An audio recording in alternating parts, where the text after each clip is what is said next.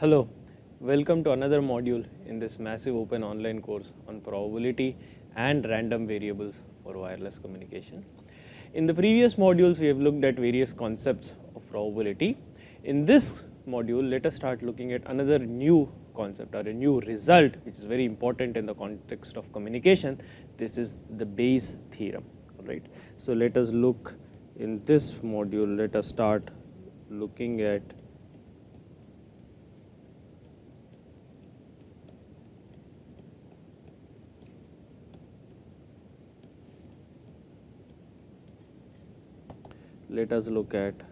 Bayes theorem.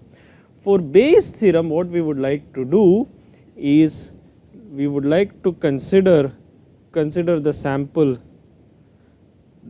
space S. So, I have the sample space S. I would like to consider two events, for instance consider two events A0 and A1 such that, so A0 and A1 are, these are basically two events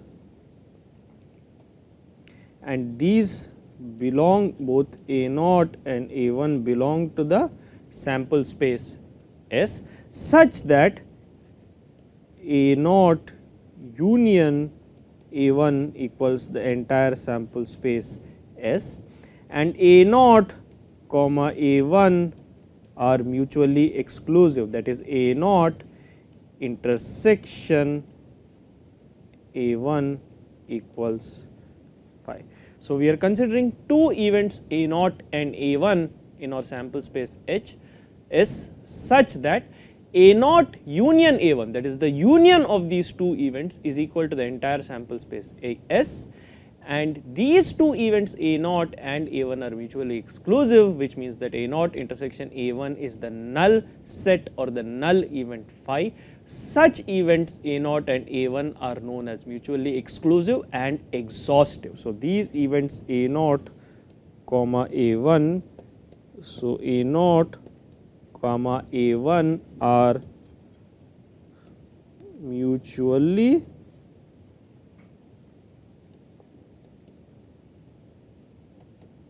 exclusive and exhaustive. These events A0 and A1 are mutually exclusive and exhaustive. Exhaustive meaning their union spans the entire sample space S, and while their intersection is the null event, therefore, these events are mutually exclusive and exhaustive. Now, let us consider another event B. Let us consider an event B in the sample space S. Now, you can see this part is B intersection A0 and this part is B intersection A1. Now, you can see clearly that B intersection A0 and B intersection A1 are also mutually exclusive. Further, B intersection A0 and B intersection A1 together span B, or together the union of these two is B, alright. So, we can see for any set B, so what we can see is that for any set B, we can see that for any set B,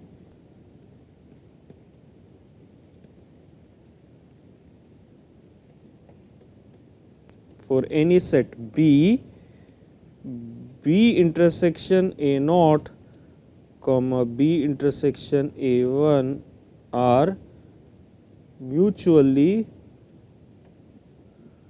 these are mutually exclusive events, that is their intersection is phi or the null event.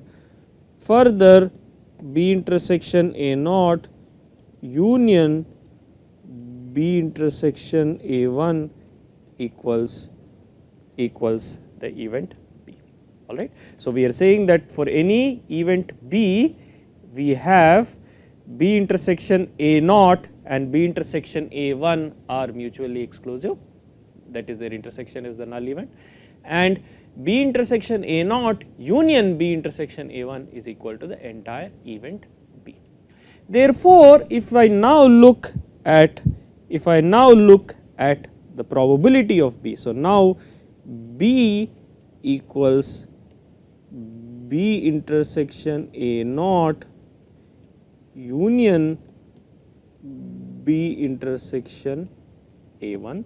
Therefore, the probability of B equals probability of B intersection A naught plus probability of B intersection A1, because B intersection A naught and B intersection A1 are mutually exclusive.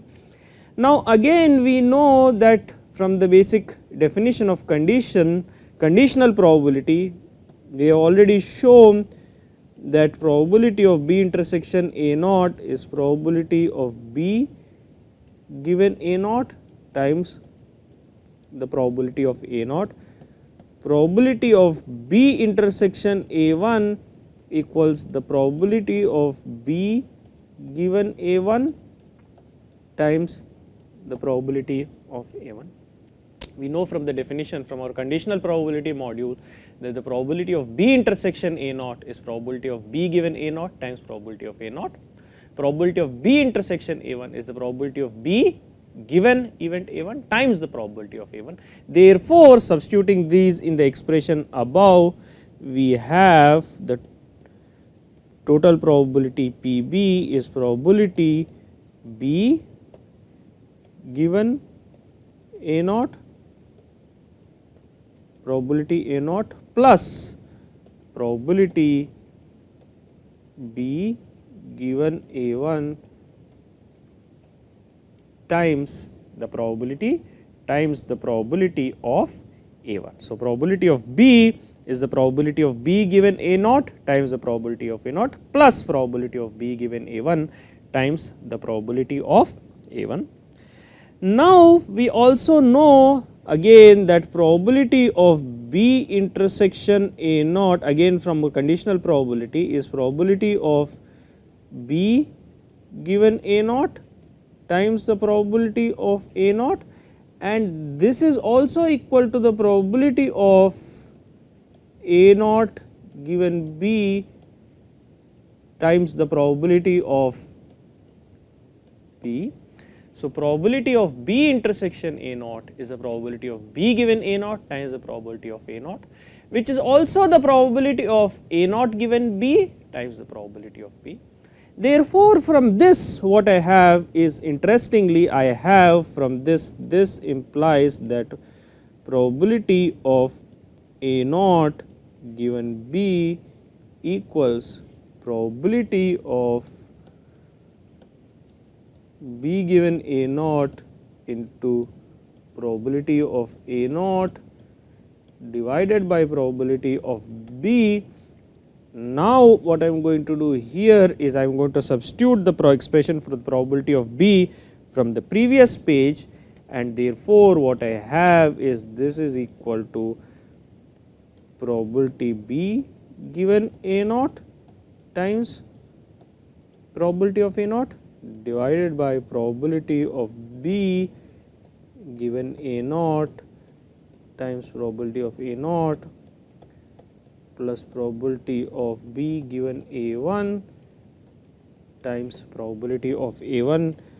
This is the expression for probability of A naught given B. So, we have probability of A naught given B equals probability of B given A naught times probability of A naught divided by the probability of B given A naught times probability of A naught plus probability of B given A1 times the probability of A1, right. Similarly, I can derive the expression for probability of A1 given B. This is the expression for probability of A naught given B. The expression for probability of A1 given B is similar probability of B given A1 times probability of A1 by probability of B given A naught times probability of A naught plus probability of B given A1 times probability of A1, and you can also see that probability of A naught given B plus probability of the probability, what you can also see that probability of A naught given B plus probability of A1 given B equals 1, because A naught and A1 are because we said mutually exclusive and exhaustive events. So, therefore, probability of A naught given B plus probability of A1 given B is equal to 1, and these quantities here, these quantities that we have calculated here. So, this is basically the Bayes theorem, right. Now, these quantities here, the probabilities of A naught given B and the probabilities of A1 given B, these quantities are very important in the context of communication. These are known as a posteriori probabilities, a posteriori probability.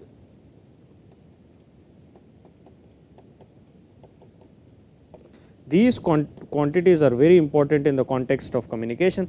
The probabilities P of A naught given B and P of A1 given B, these are known as the a posteriori probabilities, and we are going to introduce an example later which will clarify the application of this, but these quantities are known as the a posteriori probabilities, and these a posteriori probabilities can now be computed using Bayes theorem, and these expressions for the a posteriori probabilities that you see, this is nothing but this is our Bayes theorem.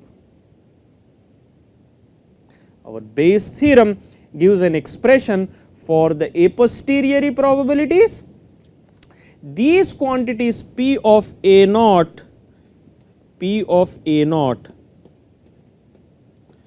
comma P of A1, these are known as the prior probabilities. These are the prior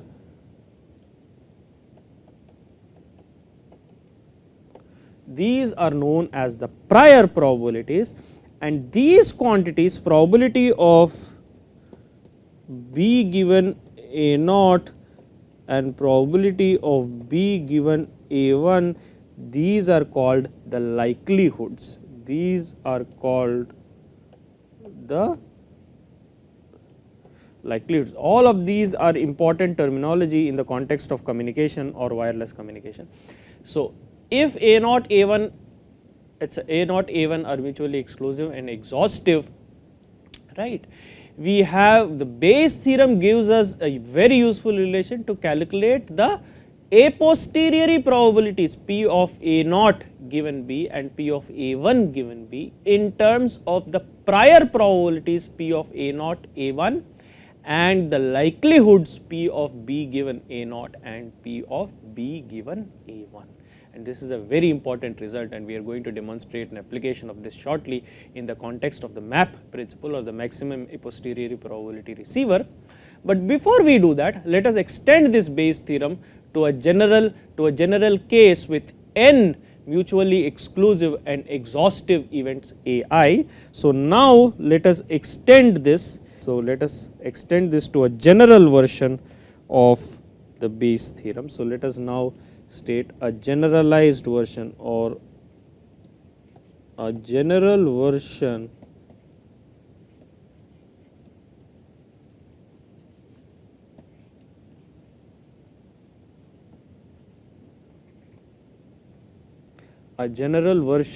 of the Bayes theorem, where we now consider a sample space S. Let us now consider the sample space S, which is divided into n mutually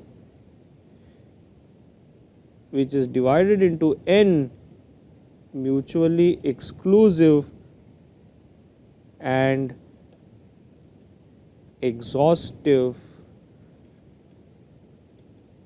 So, what I have over here is I have my sample space S, all right. I have my sample space S and A naught, these A naught A1 up to a n minus 1, these are n events which belong to S. These are n events which belong to S. Further, a naught, a 1 up to a n minus 1 are mutually, these are mutually exclusive. These are mutually exclusive implies AI intersection, these are mutually exclusive implies AI intersection AJ equal to phi for any I not equal to j. That is, we have the property that AI, that is, I have n events a naught, a 1 up to a capital N minus 1. These are mutually exclusive, implying that if I take any two events AI and AJ, AI intersection AJ is the null event, that is phi. Further, if I take the union of all these events a naught union a 1 union so on until union a n minus 1 should be equal to the sample space S, the union. So, this is the exhaustive property, remember this is the exhaustive property.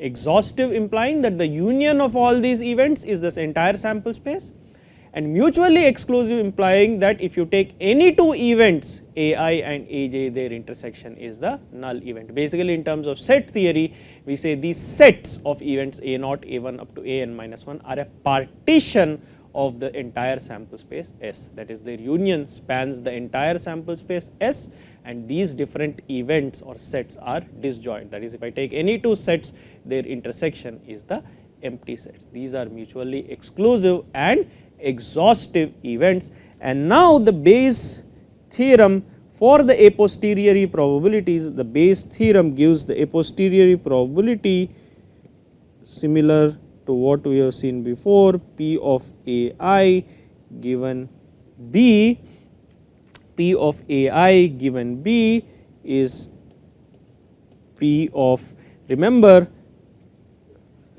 how we derived the Bayes result. We first said that P of B intersection AI equals P of B given AI into P of AI, which is equal to P of AI given B into P of B, which basically implies that P of AI given B equals divided by P of B, P of B given AI times P of AI. Now, if I substitute the expression for P of B, I have P of AI given B is equal to P of B given AI divided by times P of AI divided by summation j equal to 0 to n minus 1 P of B given AJ times P of AJ, and this is my result for the Bayes, this is my result for the Bayes theorem.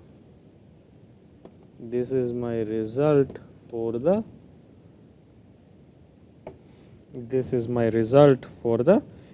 Bayes theorem. That is, what is my Bayes theorem? Bayes theorem states that P of AI, that is the a posteriori probability of the event AI given B, probability AI given B is probability B given AI times probability AI divided by the probability B, which is basically summation j equal to 0 to L minus 1 probability B given AJ times the probability of AJ. And also Therefore, as we have also seen before, summation of, it is easy to see that summation of j equal to 0 to n minus 1, j equal to 0 to n minus 1, or I equal to 0 to n minus 1, probability of ai given b, this is equal to 1. Further, these quantities probabilities of ai given b, these are the a posteriori probabilities. Remember, these are the a posteriori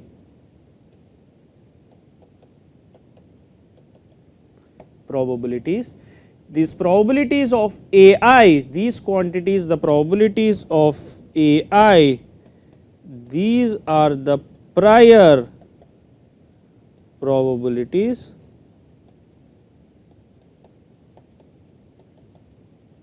these are the prior probabilities, and the probabilities of b given ai, these are the